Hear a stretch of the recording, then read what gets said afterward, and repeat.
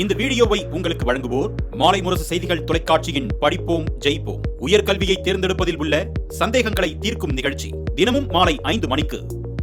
வணக்கம். மாலை முரசு செய்திகளை விரிவாக பார்ப்பதற்கு முன் தலைப்புச் செய்திகளை பார்க்கலாம்.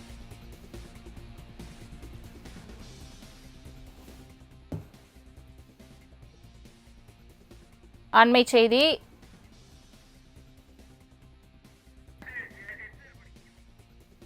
மத்திய அரசிடமிருந்து உரிமைகளை போராடி பெற வேண்டியுள்ளது. மருத்துவம், சட்டம், நிதித்துறைகளை மத்திய பட்டியலுக்கு கொண்டு செல்ல பாஜக அரசு முயற்சிப்பதாகவும் சட்டப்பேரவையில் முதலமைச்சர் மு க ஸ்டாலின் குற்றச்சாட்டு.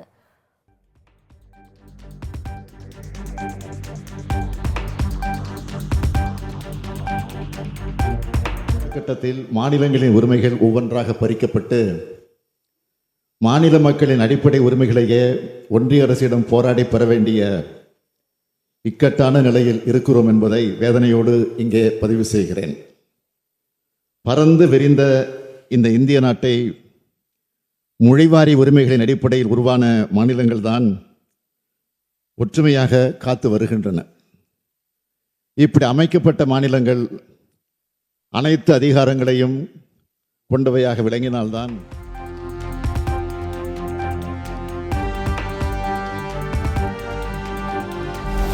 நீட் தேர்வால் பல மாணவர்களின் விலை மதிப்பில்லா உயிர்களை நாம் இழந்து தவிக்கிறோம். ஒரு சாராருக்கு மட்டுமே நீட் தேர்வு பயனுள்ளதாக இருப்பதாகவும் சட்டப்பேரவையில் முதலமைச்சர் மு க ஸ்டாலின் வேதனை.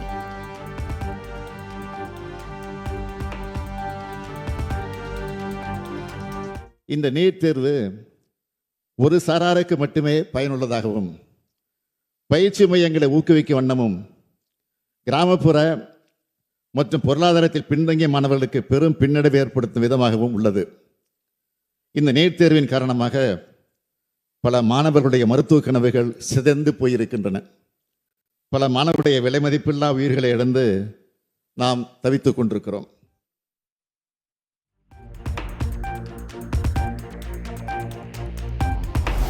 தமிழ்நாடு மட்டுமல்ல, இந்தியாவின் அனைத்து மாநிலங்களுக்கான உரிமையை ஆளுநர் விவகாரத்தில் பெற்று தந்துள்ளதாக முதலமைச்சர் பெருமிதம். மாநில நலனுக்கு எதிராக மத்திய அரசு செயல்படும் போதெல்லாம் தொடர்ந்து எதிர்த்து வருவதாகவும் திட்டவட்டம்.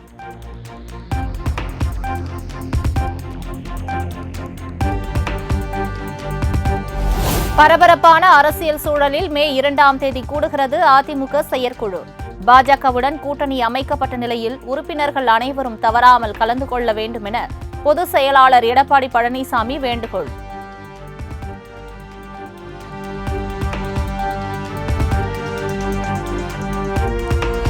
கடலூர் மாவட்டம் விருதாச்சலத்தில் புதிய பேருந்து நிலையம் அமைப்பது குறித்து பரிசீலிக்கப்படும். சட்டப்பேரவையில் வினாக்கள் விடை நேரத்தின் போது அமைச்சர் கே என் நேரு தகவல்.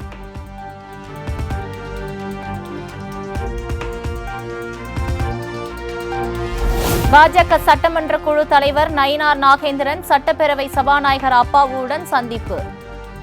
மாநில தலைவராக பொறுப்பேற்ற நிலையில் மரியாதை நிமித்தமாக நேரில் சந்தித்து வாழ்த்து பெற்றார். டெல்டா மாவட்டங்களில் இந்த நிதியாண்டில் 5 மெகா நெல் கொள்முதல் நிலையங்கள் திறக்கப்படும். அடுத்த மாதத்திற்கு தேவையான அரிசி, பருப்பு, பாமாயில் உள்ளிட்ட பொருட்கள் 60% கையிருப்பு உள்ளதாகவும் சட்டப்பேரவையில் அமைச்சர் சக்கரபாணி தகவல்.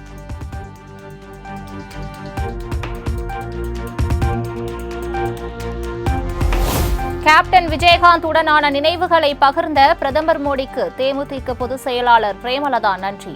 விஜயகாந்தின் மீது பிரதமர் இன்று வரை காட்டும் அன்பு அளவற்றது என நெகிழ்ச்சி பதிவு.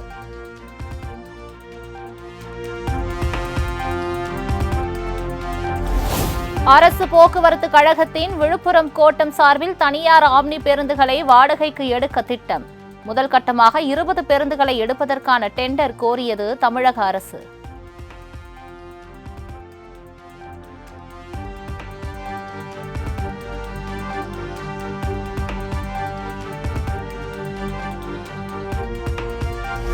பகுஜன் சமாஜ் கட்சியின் மாநில ஒருங்கிணைப்பாளர் பொறுப்பிலிருந்து பொற்கொடி ஆம்ஸ்ட்ராங் விடுவிப்பு.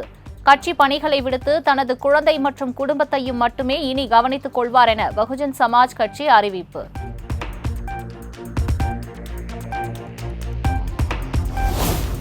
சென்னையில் ஆபரண தங்கத்தின் விலை சவரனுக்கு 280 ரூபாய் குறைந்து 69,760க்கு விற்பனை. 1 கிராம் தங்கம் 8720க்கு விற்பனை.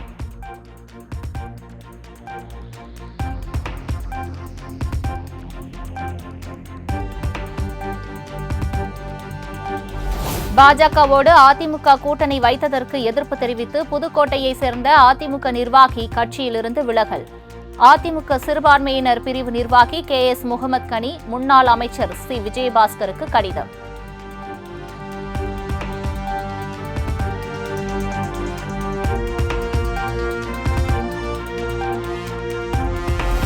ஈழ விடுதலை போராட்டத்தை இழிவுபடுத்தும் ஜாட் திரைப்படத்தை தமிழ்நாட்டில் தடை செய்ய வேண்டும். தவறும் பட்சத்தில் திரையரங்குகள் முற்றுகையிடப்படும் என சீமான் எச்சரிக்கை.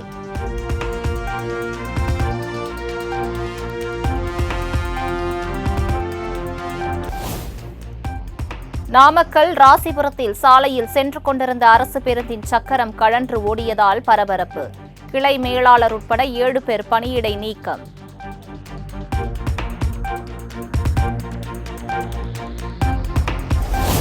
தமிழகத்தில் வரும் 18ஆம் தேதி வரை வெப்பம் அதிகரிக்கும் என வானிலை ஆய்வு மையம் தகவல்.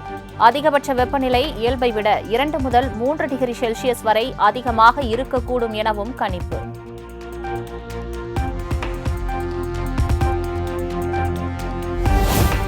பிரியங்கா காந்தியின் கணவர் ராபர்ட் வதேராவுக்கு அமலாக்கத்துறை மீண்டும் சம்மன்.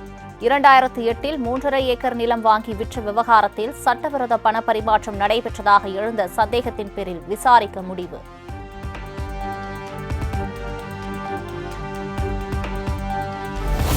மும்பை தாக்குதல் குற்றவாளி தஹாவூர் ராணாவிடம் விசாரணை நடைபெற்று வருவதன் எதிரொலி. டெல்லி NIA தலைமை அலுவலகத்தை சுற்றிலும் போலீசார் தீவிர பாதுகாப்பு.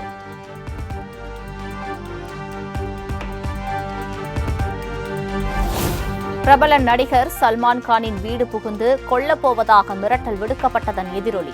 மும்பையில் உள்ள சல்மான் கான் வீட்டை சுற்றிலும் போலீசார் தீவிர கண்காணிப்பு.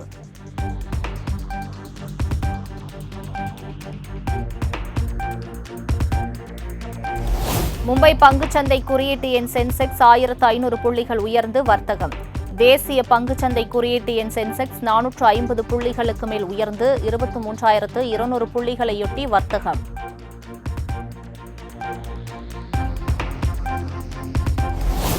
பஞ்சாப் நேஷனல் வங்கியில் 13,000 கோடி ரூபாய் கடன் பெற்று மோசடி செய்த விவகாரம். பெல்ஜியத்தில் கைது செய்யப்பட்ட வைர வியாபாரி மெகுல் சோக்சியை இந்தியாவுக்கு நாடு கடத்தும் முயற்சியில் CBI அதிகாரிகள் தீவிரம்.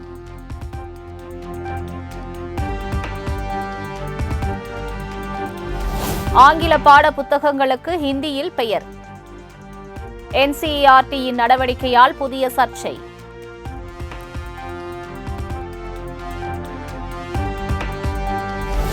ஜம்மு காஷ்மீரின் பூஞ்ச் பகுதியில் பாதுகாப்பு படையினர் தீவிர தேடுதல் வேட்டை.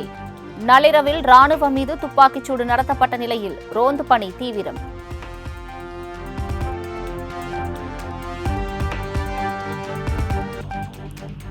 ஜம்மு காஷ்மீரின் பாரமுல்லா உதம்பூர் இடையிலான ரயில் இணைப்பு இறுதி பகுதியை ஏப்ரல் 19ஆம் தேதி திறந்து வைக்கிறார் பிரதமர் மோடி. உலகின் மிக உயரமான இந்த ரயில்வே வளைவு பாலம் டெல்லியையும் காஷ்மீரையும் இணைக்கும் வகையில் உருவாக்கம்.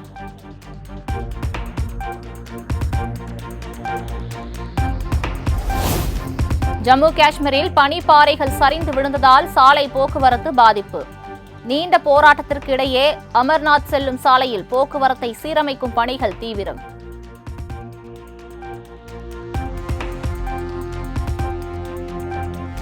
டெல்லியில் உள்ள லட்சுமிபாய் கல்லூரியின் வகுப்பறைகளில் மாட்டு சாணம் பூச்சு. ஆய்வுக்காக சாணத்தை பூசியதாக முதல்வர் பிரத்யூஷ் வத்சலா விளக்கம்.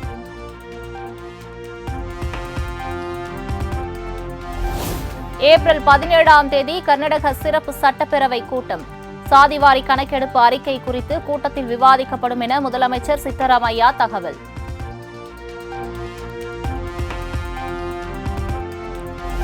கர்நாடக மாநிலம் ஹாசன் மாவட்டத்தில் யானைகள் நடமாடும் பகுதிக்கு சென்ற பயணியை விரட்டி தாக்கிய யானை. பார்வையாளர்கள் அதிக சத்தம் எழுப்பி யானையின் கவனத்தை திசை திருப்பியதால் நூலிழையில் உயிர் தப்பிய நபர்.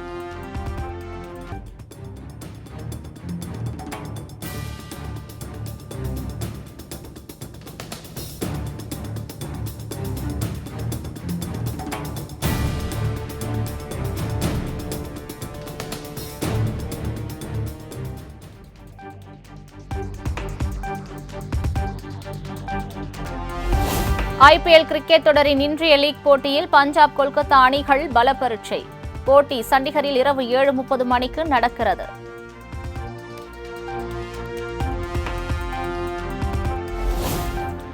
ஐபிஎல் 30வது லீக் ஆட்டத்தில் லக்னோ அணியை 5 விக்கெட் வித்தியாசத்தில் வீழ்த்தியது சென்னை அணி. தொடர் தோல்விகளில் இருந்து மீண்டதால் சிஎஸ்கே ரசிகர்கள் உற்சாகம்.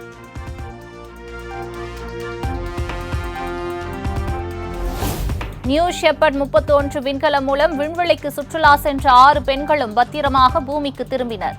பெண்கள் மட்டும் கூட்டாக விண்வெளி பயணம் மேற்கொண்டது இதுவே முதல் முறை.